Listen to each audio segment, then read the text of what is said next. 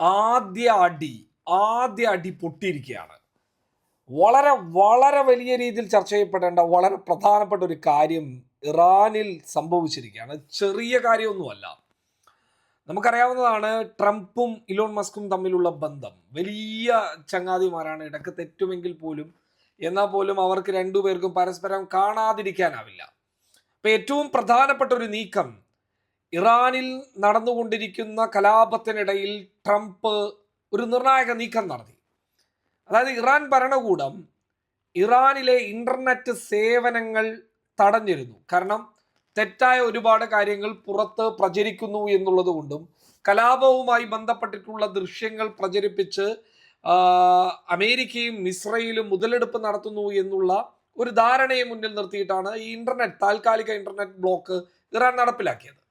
പക്ഷേ ഈ ഇന്റർനെറ്റ് ബ്ലോക്കിനെ തടയാൻ വേണ്ടിയിട്ട് ഒരിക്കലും ഒരാൾക്കും തടയാൻ പറ്റില്ല എന്ന് പറയുന്ന സ്റ്റാർലിങ്കിന്റെ സിഗ്നലുകളെ തൊടാൻ ഒരു രാജ്യത്തിനും സാധിക്കില്ല എന്നും, ഏതെങ്കിലും ഒരു രാജ്യം ഇന്റർനെറ്റ് വേണ്ട എന്ന് തീരുമാനിച്ചു കഴിഞ്ഞാൽ എൻ്റെ സ്റ്റാർലിങ്ക് വഴി സിഗ്നലുകൾ ലഭ്യമാക്കി ഞാൻ എല്ലായിടത്തേക്കും ഇന്റർനെറ്റ് എത്തിക്കും എന്ന അവകാശവാദം ഉന്നയിച്ചിട്ടുള്ള എലോൺ മസ്ക്, അതായത് ട്രംപിന്റെ ഉറ്റ സുഹൃത്തിനെ ഞെട്ടിച്ചിരിക്കുകയാണ് ഇറാൻ. ഞെട്ടിച്ചിരിക്കുകയെന്ന് വെച്ച് കഴിഞ്ഞാൽ ചെറിയ കഥയൊന്നുമല്ല. അവരെ അങ്ങ് വിറപ്പിച്ചിരിക്കുകയാണ്.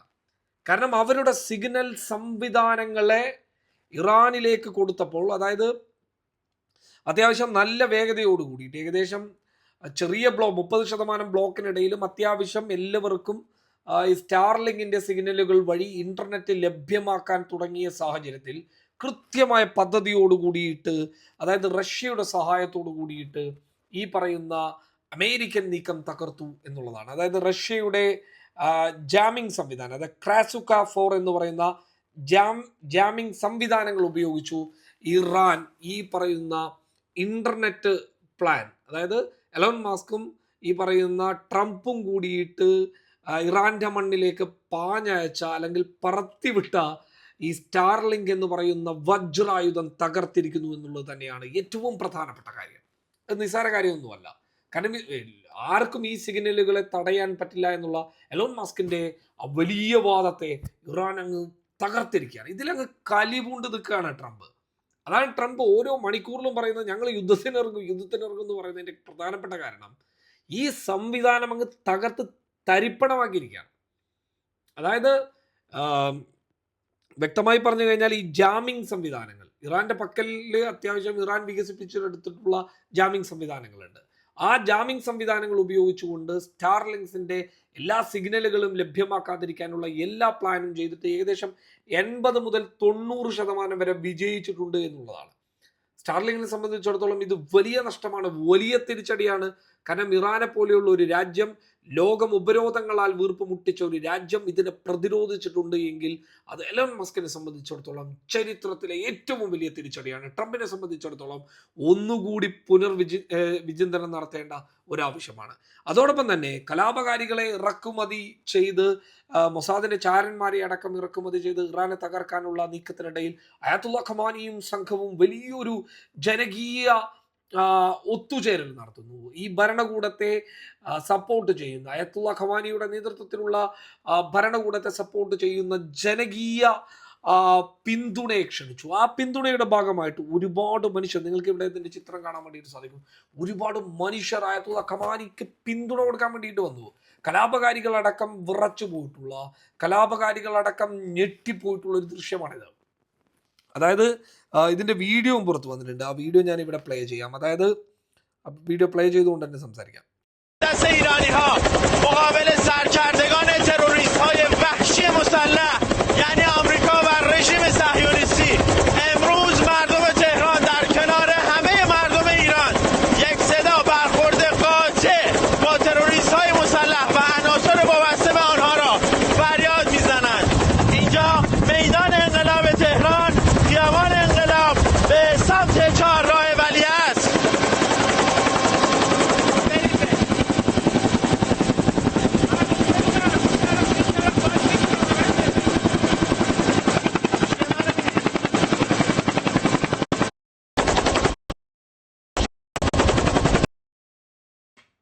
അതായത് ഞെട്ടിക്കുന്ന ജനാവലി അയത്തുള്ള ഖമാനിയെ പിന്തുണക്കാൻ വേണ്ടിയിട്ട് വന്നു എന്നുള്ളതാണ്. അതായത് ഇതുവരെ ഇത്രയും കലാപകാരികൾ അവിടെ ഉണ്ടായിട്ടില്ല. കലാപകാരികളെക്കാൾ കൂടുതൽ ജനങ്ങൾ അയാത്തുള്ള ഖമാനിയെ, അതിൽ എല്ലാ മതവിഭാഗവും, ഒരുപക്ഷെ ജൂതന്മാരടങ്ങുന്ന ക്രിസ്ത്യാനികൾ അടങ്ങുന്ന സംഘം വരെ അതിനകത്തുണ്ട് എന്നുള്ളതാണ് എക്സിലെ പോസ്റ്റുകളിൽ വ്യക്തമാകുന്നത്. അതായത് പ്രത്യക്ഷത്തിൽ ഈ പറയുന്ന അമേരിക്കയുടെയും ഇസ്രയേലിൻ്റെയും അവസരം മുതലെടുക്കുന്ന രീതി ഒരു വലിയ വിഭാഗം ഇറാനിലെ ജനങ്ങൾ തിരിച്ചറിഞ്ഞിട്ടുണ്ട് എന്നുള്ളതാണ്. ഈ സമയത്ത് ഇറാനിലെ അയത്തുള്ള ഖമാനിയെയും സംഘത്തെയും ഭരണത്തിൽ നിന്ന് താഴേക്കിറക്കി കഴിഞ്ഞാൽ നമുക്ക് തിരിച്ചൊരു പണി കിട്ടാനുള്ള എല്ലാ സാധ്യതയുണ്ട്. താൽക്കാലികമായിട്ട് ചിലപ്പോൾ രക്ഷപ്പെട്ടേക്കാം, പക്ഷേ മുന്നോട്ട് പോകുമ്പോൾ ഒരു വലിയ തിരിച്ചടി ഉണ്ടാകാനുള്ള സാധ്യതയുണ്ട് എന്നുള്ള തിരിച്ചറിവ് ചില ജനങ്ങൾക്ക് ഉണ്ടായിട്ടുണ്ട്. അപ്പൊ ഇവിടെ യുദ്ധത്തിന്റെ ആദ്യഘട്ടത്തിൽ സ്റ്റാർലിങ്സ് തകർക്കുന്നു, ജനകീയമായിട്ടുള്ള ഒരു പിന്തുണ അയത്തുള്ള ഖമാനി ഉറപ്പുവരുത്തുന്നു, ജനങ്ങൾ തൻ്റെ കൂടെയുണ്ട്, ഒരു വലിയ വിഭാഗം ജനങ്ങളും തൻ്റെ കൂടെയുണ്ട് എന്ന് അയത്തുള്ള ഖമാനി ലോകത്തെ സാക്ഷ്യപ്പെടുത്തി പറയുന്നു. ഇറാനിലെ ആക്രമണകാരികൾ ഇറാനിലെ പ്രതിഷേധം മാന്യമായിട്ട് നടത്തുന്ന സംഘമുണ്ട്, എന്നാൽ ഈ പ്രതിഷേധക്കാർക്കിടയിൽ വയലൻസ് ഉണ്ടാക്കുന്ന, തോക്ക് ഉപയോഗിച്ചുകൊണ്ട് ഇറാനിലെ സൈനികരെ വെടിവെക്കുന്ന, ഇറാനിലെ പോലീസ് ഉദ്യോഗസ്ഥരെ വെടിവെക്കുന്ന ദൃശ്യങ്ങൾ യൂറോപ്പിലെ ഇറാനിലെ അംബാസഡർമാർക്ക് വ്യക്തമായിട്ട് അതിന്റെ ഫൂട്ടേജ് കാണിച്ചു കൊടുക്കുന്നു.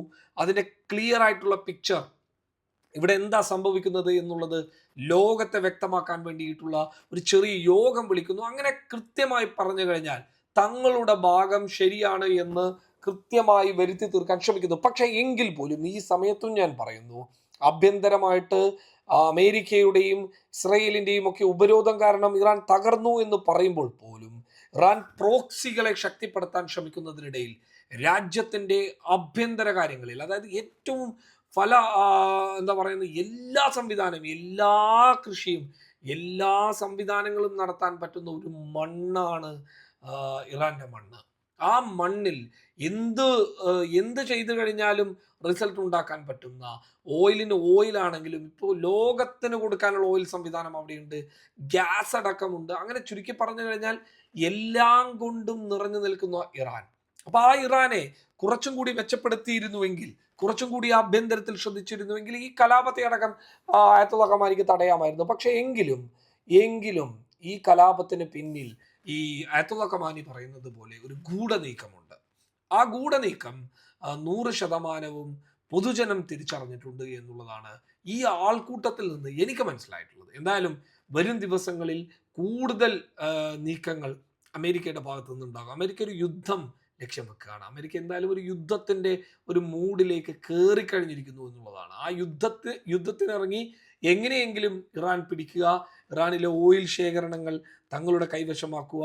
ഇസ്രയേലിനെ സംബന്ധിച്ചിടത്തോളം പശ്ചിമേഷ്യയിലെ ഇസ്രയേലിനെ എതിർക്കുന്ന ഒരു വലിയ ശക്തി ഇല്ലാതായി പോകും. അപ്പോൾ രണ്ടുപേരുടെ ഒരു വലിയ ആവശ്യം, ആ ആവശ്യം നിറവേറ്റുമോ, ആവശ്യം നിറവേറ്റാൻ അമേരിക്ക ഇറങ്ങുമോ എന്നുള്ളതൊക്കെ നമുക്ക് കാത്തിരുന്ന് കാണാം.